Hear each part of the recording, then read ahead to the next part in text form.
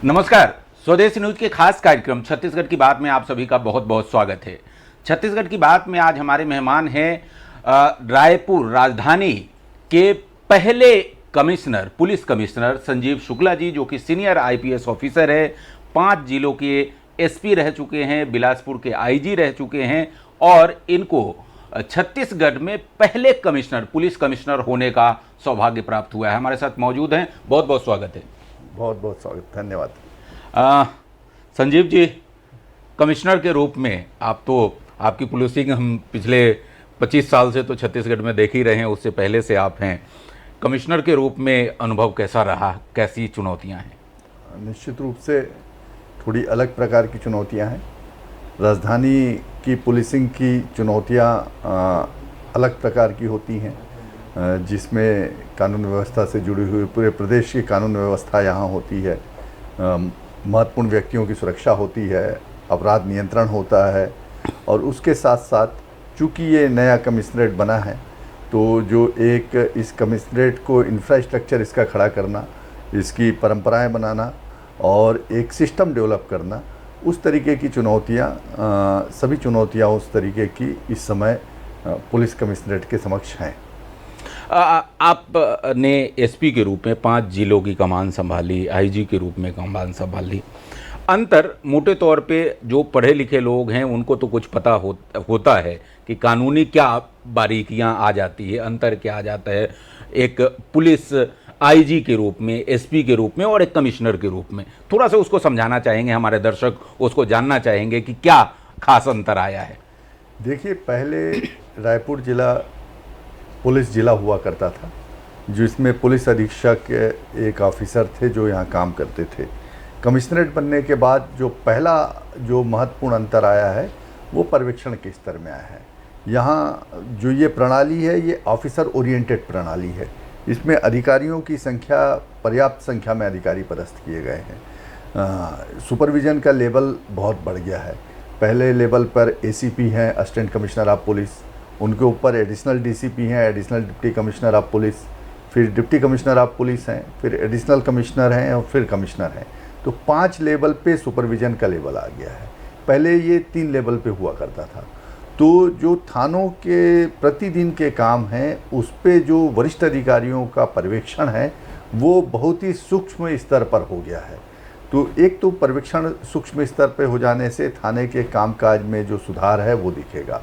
दूसरा, जो grievances redressal system होता है, पब्लिक की समस्याओं का, उनकी शिकायतों का निवारण, तो चूँकि कई स्तर पर अधिकारी बैठे हैं, पहले ज़िले में एक पुलिस अधीक्षक बैठता था जो पूरे ज़िले को एक इस भवन में बैठकर सुनवाई करते थे। अब हर 3 इलाके में 3 डीसीपी बैठ रहे हैं, यातायात में अलग डीसीपी बैठ रहे हैं। तो उनसे संबंधित समस्याओं को सुनने के लिए, उनकी शिकायतों को सुनने के लिए और उनका शिकायत निवारण के लिए भी अधिकारियों की संख्या बढ़ गई है। तो इसका परिणाम ये होगा कि निश्चित रूप से यदि किसी की कोई शिकायत है तो वो किसी न किसी लेवल पर उसका निराकरण होगा। तो ग्रीवेंसेस रिड्रेसल सिस्टम भी सुधरेगा, इम्प्रूव होगा। और इसके साथ ही साथ जो पुलिस के दिन प्रतिदिन के कार्य में जिन कानूनों की प्रतिदिन आवश्यकता पड़ती है, जैसे भारतीय नागरिक सुरक्षा संहिता में प्रिवेंटिव सेक्शंस हैं जिसमें हम किसी अपराधी को या किसी व्यक्ति को अपराध ना करे इसके लिए उसको प्रतिबंधित कर सकते हैं।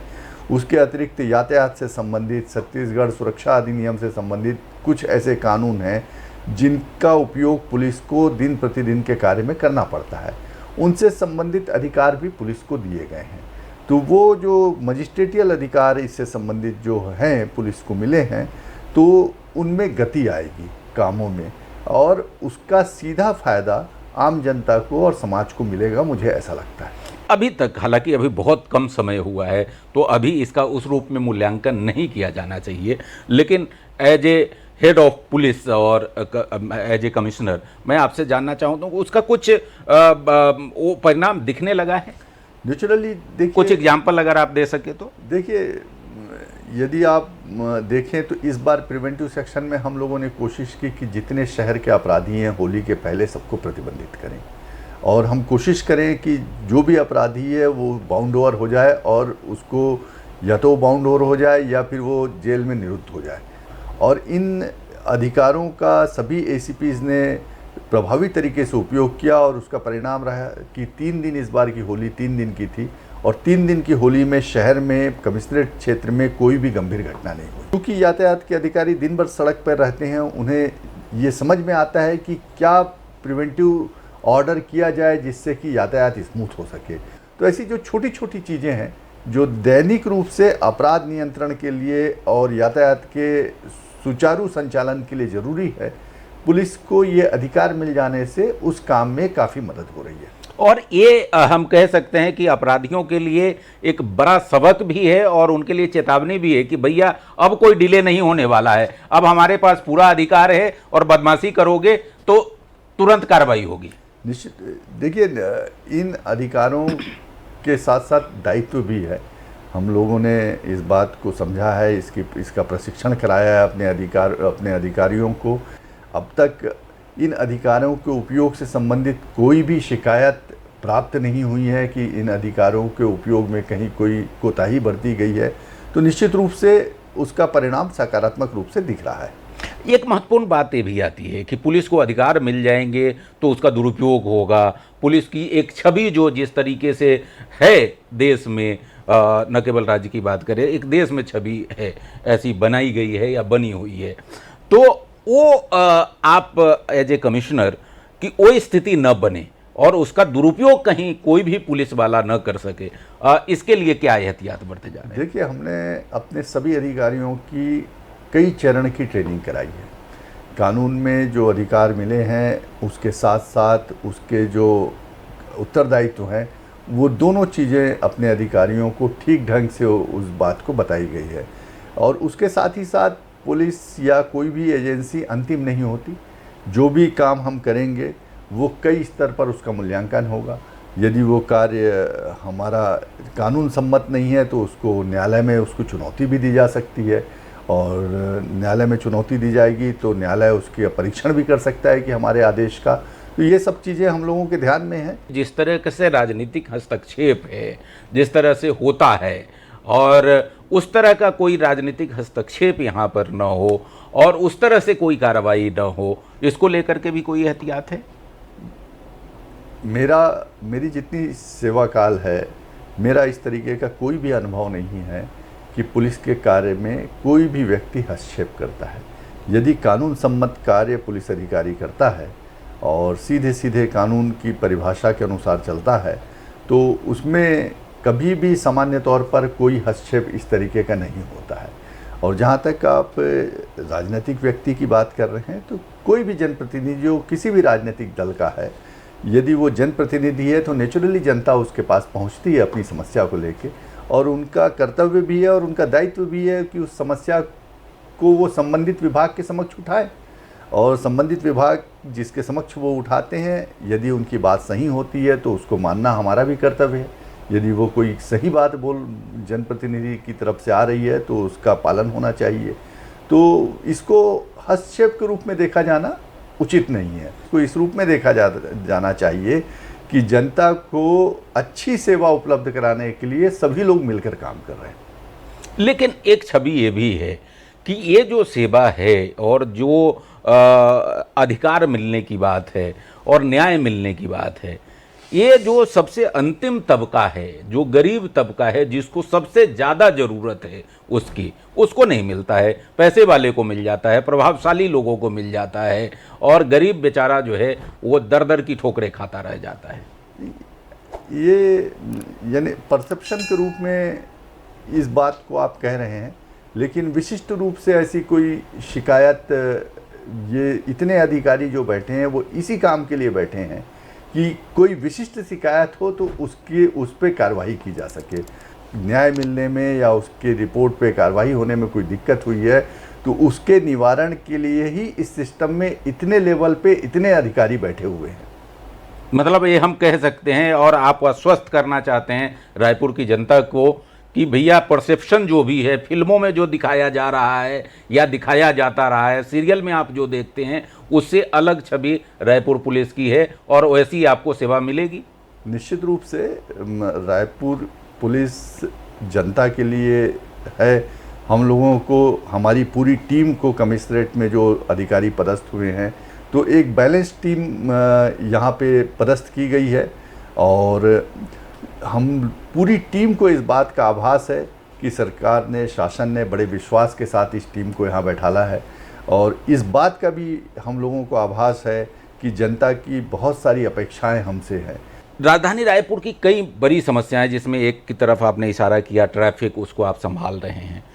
नशा का कारोबार एक बहुत बड़ा कारोबार है राजधानी रायपुर में, और राज्य बनने के समय से मैं यहाँ पे हूँ और जितनी तेजी के साथ यहाँ पर कल्चर बदला है, खासकर ड्रग्स को लेकर के, खासकर लीकर्स को लेकर के, शराबखोरी को लेकर के, वो आपको नहीं लगता है, चूँकि आप राजधानी रायपुर में रहे हैं, यहीं से आपका शिक्षा दीक्षा हुई है, यहीं आपने कॉलेज किया है और लंबे समय तक सेवा दी है, तो जो अनुभव मैं कर रहा हूँ शायद आपने भी किया होगा, नहीं लगता है कि पुलिस के सामने एक बड़ी चुनौती है?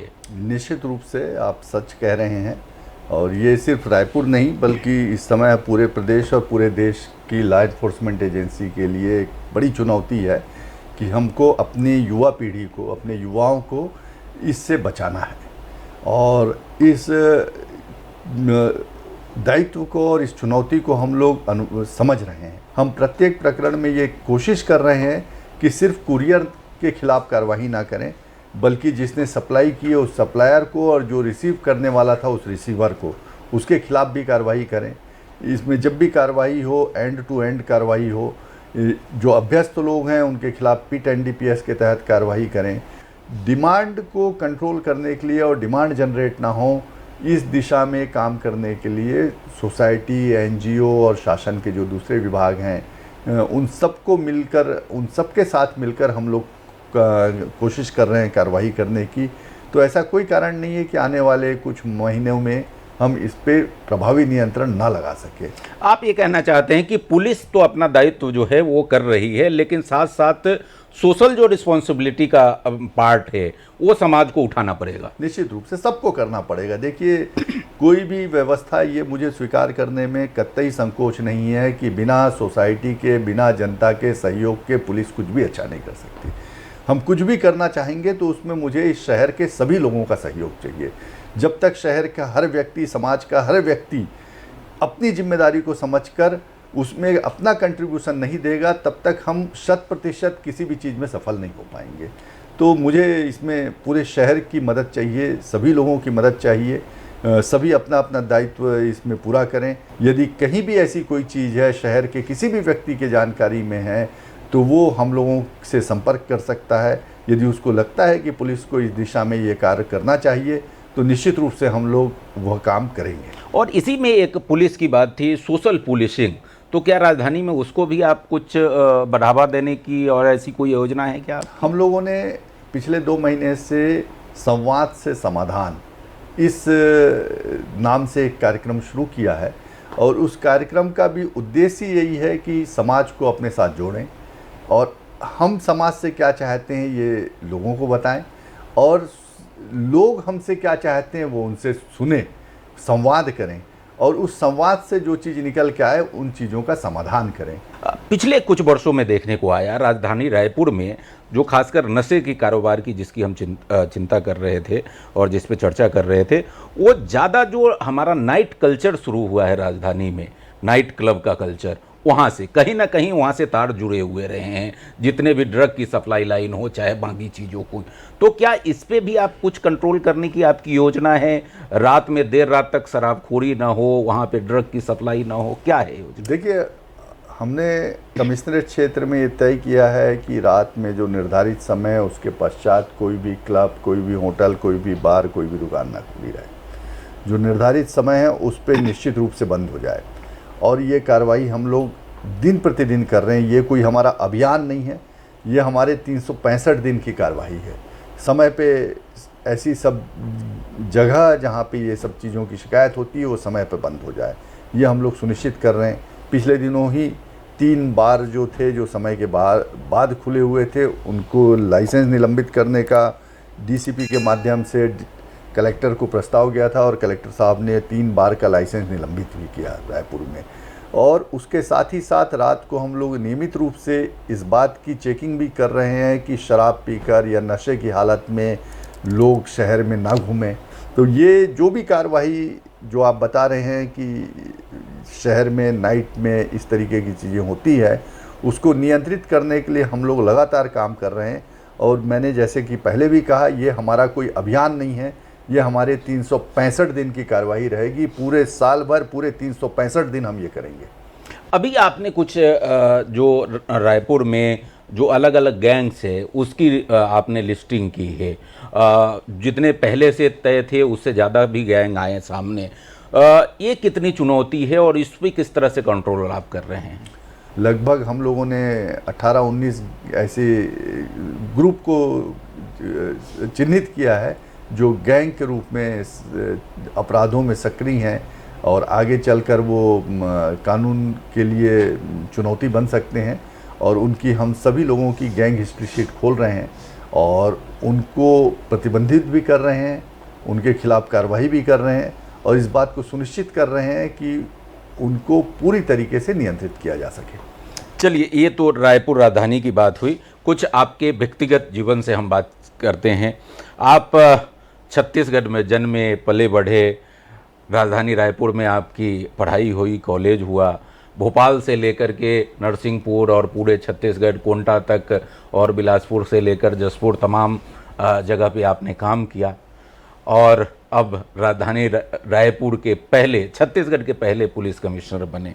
कैसा पूरी यात्रा कैसी रही? कुछ रोमांचक अनुभव बताएंगे? नहीं, पूरी पुलिस की तो यात्रा, वैसे भी पुलिस की सर्विस ऐसी है कि जो पूरी सर्विस रोमांचक होती है। पुलिस में प्रतिदिन जब आप कोई काम करते हैं तो वो बिल्कुल नया काम होता है, नई चुनौती होती है और हर दिन कोई ऐसा काम सीखने को मिलता है जो जीवन में पहली बार किए ऐसा लगता है। तो पुलिस की तो नौकरी ही रोमांच और चुनौतियों से भरी हुई है और मेरी लगभग 37 साल की 37 इयर्स की सर्विस हो चुकी है। इस सर्विस में मुझे संयोग से सभी तरफ काम करने को मिला। नक्सल क्षेत्र में भी कोंटा, सुकमा से लेकर बस्तर और कांकेर और कोंडागांव, नारायणपुर सभी जगह नौकरी किया। फिर वहाँ नक्सल से संबंधित जो चुनौतियाँ थी उस पर काम करने का अवसर मिला। मुझे जशपुर और रायगढ़ में एंटी ह्यूमन ट्रैफिकिंग यूनिट के रूप में काम करने का अवसर मिला और उसको भी चुनौती मानकर हम लोगों ने काम किया। और फिर जब मैं पुलिस मुख्यालय में पदस्थ था तो संयोग से मुझे चीट फंड का काम दिया गया था और चीट फंड एक बड़ा वो काम था और उसमें हम लोगों ने लगभग पूरी टीम के साथ मिलकर, पूरे एसपीज और पूरे कलेक्टर्स का मदद लेकर प्रदेश में 150 करोड़ रुपए से ज़्यादा की संपत्ति फाइनली अटैच कराई न्यायालय से और उनकी कुर्की करके उनकी बिक्री कराई और 50 करोड़ रुपए से ज़्यादा लोगों को पैसे वापस करवाए। तो पुलिस की नौकरी में इस तरीके की चीज़ें होती हैं कि, लेकिन ये ऐसी नौकरी है जिसमें जब आप रात में घर जाते हैं तो आपको बड़ा संतोष मिलता है कि आप आज कुछ लोगों की मदद करके लौटे हैं।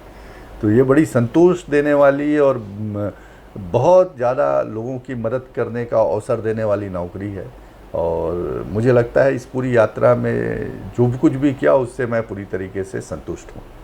आप कोंटा में भी रहे, बस्तर में भी रहे और बाद में आप नक्सल ऑपरेशन की कमान में भी रहे। अब जबकि बस्तर नक्सलवाद से मुक्त होने की दिशा में है, केंद्रीय गृह मंत्री ने जो ऐलान किया था उसमें बस कुछ ही दिन शेष रह गए हैं। कैसा देखते हैं इस पूरी स्थिति को? क्या आपकी टिप्पणी होगी? देखिए, हम लोग बस्तर में बहुत काम किए।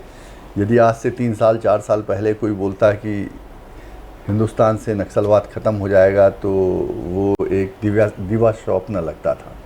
कभी कल्पना नहीं थी कि ये दिन, हम सर्विस में रहते हुए ये दिन देखने को अवसर मिलेगा कि देश से नक्सलवाद ख़त्म हो जाए। लेकिन संयोग से ये दिन आज की तारीख में यदि हम जहाँ बैठे हैं, लगभग छत्तीसगढ़ नक्सल मुक्त हो चुका है। तो ये एक बहुत ही बड़ी उपलब्धि है केंद्र सरकार की, राज्य सरकार की और उन तमाम सुरक्षा बलों की जो इसमें काम कर रहे थे इस दौरान, उन सब की ये उपलब्धि है। और ये यानी एक ऐसी चीज़ हो गई है जो सामान्य तौर पे देश का कोई भी आदमी 3 साल पहले जिसको ना कभी सोच सकता था ना विश्वास कर सकता था, और वो एक सपना साकार हो गया, ऐसा हुआ ये। 37 साल की पुलिस की सर्विस में के बाद मैं आपसे पूछूं कि आज के समय में पुलिस के सामने क्या प्रमुख चुनौतियां हैं, तो क्या बताएंगे? देखिए, पुलिस में बहुत बदलाव आया है। बदलाव इस रूप में आया है कि पुलिस में ट्रांसपेरेंसी बहुत बढ़ गई है। मुझे ऐसा लगता है कि हम जब सर्विस शुरू किए थे उस समय की पुलिसिंग अपेक्षाकृत सरल थी। जब हम एसपी बने तो पुलिसिंग थोड़ा ज़्यादा कठिन हो गई, लेकिन आज यदि जब हम आईजी के रैंक पे आ गए हैं तो हम आज पुलिस अधीक्षकों को काम करते हुए देखते हैं तो ऐसा लगता है कि वो ज़्यादा ट्रांसपेरेंसी के साथ और ज़्यादा उनके काम का ऑडिट हो रहा है और वो ज़्यादा जिम्मेदारी के साथ उनको काम करना पड़ रहा है। तो ये अच्छी बात है और सोसाइटी के लिए भी ये अच्छी बात है कि जो भी लॉ इन्फोर्समेंट एजेंसी हो उसके कार्य का ऑडिट हो। और एज पुलिस ऑफिसर तो हम लोगों के काम का सोसाइटी भी ऑडिट करती है, जनप्रतिनिधि भी ऑडिट करते हैं, मीडिया भी ऑडिट करती है, हमारे सीनियर ऑफिसर भी ऑडिट करते हैं। तो इतने लोगों के ऑडिट के बीच में जब पुलिस काम करती है तो उस काम में ट्रांसपेरेंसी और खुलापन ज़्यादा आता है और वो नज़र भी आ रहा है आज की तारीख में। तो बहुत परिवर्तन हुआ है, लेकिन ये पूरा परिवर्तन मुझे ऐसा लगता है कि सकारात्मक दिशा में हुआ है। एक आखिरी सवाल आपसे, छत्तीसगढ़ के बेटे हैं आप, 37 साल आपने अलग अलग जगह नौकरी की। छत्तीसगढ़ में एक पुलिस ऑफिसर के रूप में, एक छत्तीसगढ़ के बेटे के रूप में आप यहाँ के कानून और व्यवस्था को लेकर के क्या आदर्श स्थिति चाहते हैं? देखिए, कानून की आदर्श स्थिति तो वो है कि लोगों में कानून का भय हो। आदर्श स्थिति बोलेंगे तो यानी पुलिस का भय होना आदर्श नहीं है। आदर्श वो है जब कानून का भय हो, लोग अपराध करने में इस बात को लेकर भयभीत रहें कि यदि मैं अपराध करूंगा तो कानून मेरे को निश्चित रूप से कानून से दंड मिलेगा। तो हमें अपने पुलिस को आदर्श रूप में वहाँ तक पहुँचाना है कि सिर्फ अपराध दर्ज कर लेना, अपराधी को पकड़ लेना पर्याप्त नहीं है। उस अपराधी को यदि किसी ने अपराध किया है तो इस बात को सुनिश्चित करना कि वो न्यायालय से दंडित होगा।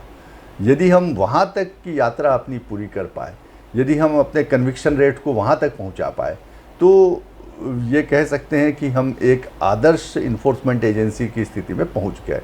उसके साथ ही साथ मैं ये भी चाहूँगा कि पूरी सोसाइटी यदि इस काम में मिलकर काम करे, हम सब अपनी अपनी जिम्मेदारी को समझें और हम सबसे जो अपेक्षा है, बहुत बड़ी अपेक्षा नहीं है, ट्रैफिक में चलने वालों से ये अपेक्षा है कि वो यातायात नियम का पालन करें। सड़क पर व्यापार करने वालों से ये अपेक्षा है कि वो सड़क और रोड पर फुटपाथ पर अतिक्रमण ना करें, वो जनता के चलने के लिए छोड़ दें। लोगों से, पालकों से ये अपेक्षा है कि वो अपने बच्चों का पालन पोषण इस तरीके से करें कि वो गलत राह ना पकड़ें, वो देश के एक आदर्श नागरिक बने। तो इस तरीके से हर इंडिविजुअल यदि अपने अपने कर्तव्य का निर्वहन करेगा और लॉ इन्फोर्समेंट एजेंसी के रूप में हम लोग जो भी इसके बाद कानून का उल्लंघन करता है उसको दंडित करा के उसके समाज के गलत लोगों के मन में कानून का भय पैदा कर पाए, तो वो एक आदर्श स्थिति होगी। और निश्चित रूप से पिछले कई सालों में मैं देख रहा हूँ कि लगातार पुलिस उस दिशा में आगे बढ़ रही है। जी हाँ, तो एक बेहतर शहर, एक बेहतर राज्य, एक बेहतर देश की कल्पना आप तभी कर सकते हैं जब आपको अपने कर्तव्य का बोध हो। और इसी तरफ इशारा कर रहे थे हमारे पुलिस कमिश्नर संजीव शुक्ला जी। संजीव शुक्ला जी से हमने राजधानी रायपुर में जो पुलिसिंग है और उसका चेहरा आने वाले दिनों में कैसा होगा, इसको लेकर के तमाम मुद्दों पे बात की। इन्होंने विभाग तरीके से तमाम मुद्दों पर अपनी राय जाहिर की, आपके सामने रखा। हमारा ये पूरा इंटरव्यू आपको कैसा लगा हमें आप ज़रूर कमेंट बॉक्स में बताएंगे, हमें अपनी प्रतिक्रिया के साथ बताएंगे। कमिश्नर साहब, आपने समय दिया, स्वदेश न्यूज़ की तरफ से आपको बहुत बहुत धन्यवाद। बहुत बहुत नमस्कार। जी, बहुत बहुत धन्यवाद। नमस्कार। ऐसे ही वीडियोस के लिए लाइक करें, शेयर करें, फॉलो करें। YouTube पर जाकर सब्सक्राइब कर बेल आइकन दबाना ना भूलें और ताजा अपडेट्स के लिए swedeshlive.com पर जरूर जाएं।